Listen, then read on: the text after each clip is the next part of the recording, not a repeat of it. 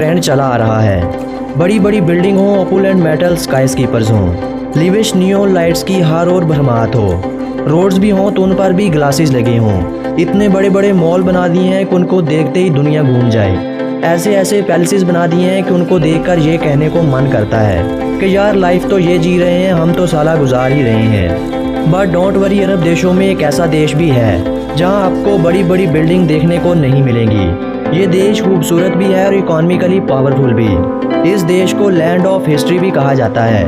जी हाँ, आप ठीक समझे, हम बात कर रहे हैं दक्षिण पूर्व भाग में स्थित एक अरेबिक देश ओमान की। ओमान जो अपनी सीमाएं 5 देशों से साझी करता है। अरब द्वीप का सबसे पुराना और सबसे डेवलप कंट्री माना जाता है। ओमानी रियाल इस देश में उपयोग होने वाली करेंसी है, जो वर्ल्ड की 3rd मोस्ट पावरफुल करेंसी मानी जाती है। गुल्फ ऑफ ओमान के किनारे पर स्थित मस्कत सिटी को इस देश की राजधानी होने के साथ साथ इस देश के सबसे बड़े सिटी होने का सम्मान भी हासिल है, जो ओमान की सबसे ओल्डेस्ट सिटी भी मानी जाती है, क्योंकि इस सिटी की नींव सबसे पहले वेस्टर्न अरब ट्राइब ने रखी थी। अरब ट्राइब चूँकि पानी की तलाश में यहाँ आए थे, पानी तो उनको मिल गया, लेकिन भूख के कारण बहुत से लोग मरने लगे। लोग बहुत परेशान थे कि अब क्या किया जाए, क्योंकि हर ओर तो रेत ही रेत दिखाई देती थी। ना तो कोई चीज़ वहाँ उगती थी और ना ही उनके पास कोई ख़ास टेक्नोलॉजी थी। ये वो समय था जब सल्जूक अम्पायर अभी अभी पावर में आई थी और वो इस एरिया पर अपना शासन चलाती थी। आपको ये भी बताते चलें कि सल्जूक अम्पायर में ही मैंगो ट्री को इंट्रोड्यूस करवाया गया था। सल्जूक अम्पायर जब डिस्ट्रॉय हुई तो 15वीं सेंचुरी में यहाँ पुर्तगीजियों ने अपनी कॉलोनियाँ बनानी स्टार्ट कर दी। उन्होंने इस एरिया का नाम ओमान रखा और वो 143 वर्ष तक यहाँ रहे। पुर्तगीजी जब यहाँ से गए तो ये भाग ऑटमन तुर्क्स के कंट्रोल में चला गया। ऑटमन अम्पायर चूँकि कमज़ोर हो रही थी, वो इतने बड़े साम्राज्य को कंट्रोल नहीं कर पा रही थी, तो ब्रिटिश अम्पायर ने देखा क्यों ना ओमान को अपने कंट्रोल में लिया जाए। तो ब्रिटिश अम्पायर ने मस्कत को पर्शियन गोल्फ का ट्रेडिंग पोर्ट बना दिया, यानी मेन हेड बना दिया। दूसरी ओर यहाँ तेल की खोज भी हो चुकी थी और ये वो समय था जब ज़ंज़बार और ओमान एक ही देश हुआ करते थे। वो कहते हैं ना कि 2 भाइयों में जितना भी रिलेशन अच्छा हो, आखिरकार उन्हें अलहदा होना ही होता है। जिस तरह ब्रिटिश के अंडर पाकिस्तान और भारत 2 अलग देशों के रूप में दुनिया के मैप पर उभरे थे, इसी तरह 1856 में ब्रिटिश के अंडर ज़ंज़बार और ओमान 2 सल्तनत में डिवाइड हो गए, लेकिन ओमान ब्रिटिश के अंडर ही रहा।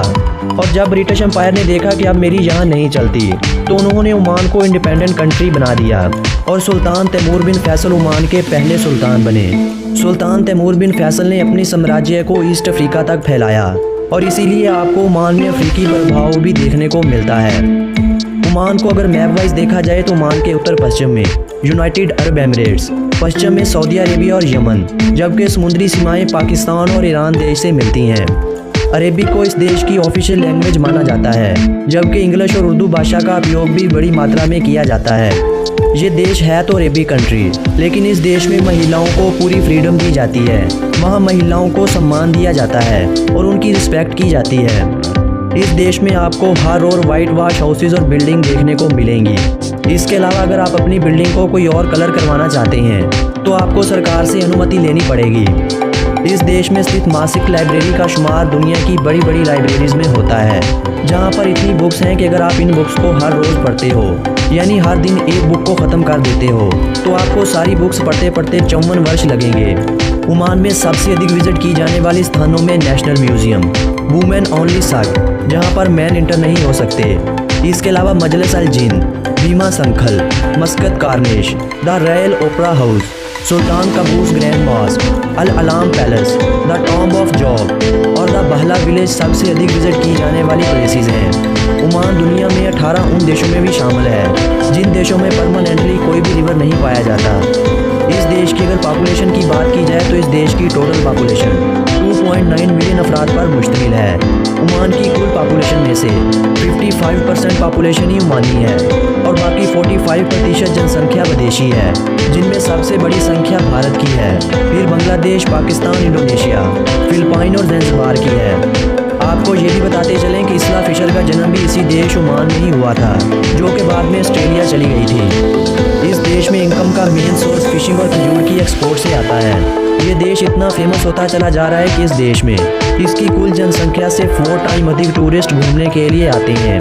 आपकी इनके साथ पहली मुलाकात होगी, लेकिन आपको ऐसा लगेगा कि जैसे आप एक दूसरे को वर्षों से जानते हो। इसीलिए तो इस देश की टूरिज्म इंडस्ट्री आप से आप होती चली जा रही है। कबूस बिन सईद ओमान के मौजूदा सुल्तान हैं, जो अल सईद फैमिली के तीसरे सबसे अधिक टाइम सुल्तान रहने वाले प्रिंस हैं।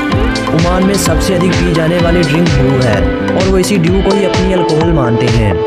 67.45 बिलियन $US की जीडीपी के साथ इस देश की गिनती दुनिया में 25वें नंबर पर होती है, जबकि पर कैपिटा इनकम $20,400 US है। ओमान की जीडीपी का 60% सर्विस सेक्टर से आता है, 37% इंडस्ट्रीज से और बाकी सब टूरिज्म इंडस्ट्री और एग्रीकल्चर इंडस्ट्री से आता है। और ओमान के सबसे बड़े trader China, South Korea, India, Iran, UAE, US, Germany और जापान हैं। ओमान अरब दुनिया की सबसे पुरानी इंडिपेंडेंट स्टेट भी मानी जाती है। मस्कत क्लॉक टावर ओमान की सबसे स्मारक स्थानों में से एक है। सुल्तान कबूस यूनिवर्सिटी ओमान की सबसे पहली यूनिवर्सिटी है, जो 1987 में इस्टेब्लिश की गई थी।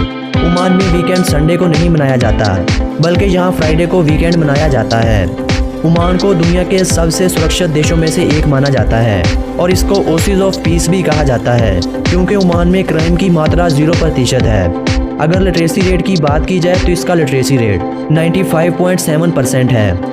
ओमान देश की गिनती उन 27 कंट्रीज़ में भी होती है जिनके पास कोई भी ट्रेन सिस्टम नहीं है। कतर, ग्रीनलैंड और सैन मरीना की तरह आपको इस देश में भी कोई भी फॉरेस्ट देखने को नहीं मिलेगा। इस देश की एवरेज लाइफ की बात की जाए तो इस देश की एवरेज लाइफ 75.9 ईयर है और इस हवाले से मिडल ईस्ट का 19वां और अरेबियन पेनिनसुला का 5वां देश है। ओमान तेल और गैस के कारण दुनिया का 25वां बड़ा देश है। ओमान में हर रोज़ 90 लाख बैरल ऑयल प्रोड्यूस किया जाता है। ओमान के शिप्स को दुनिया के बेहतरीन शिप्स माना जाता है।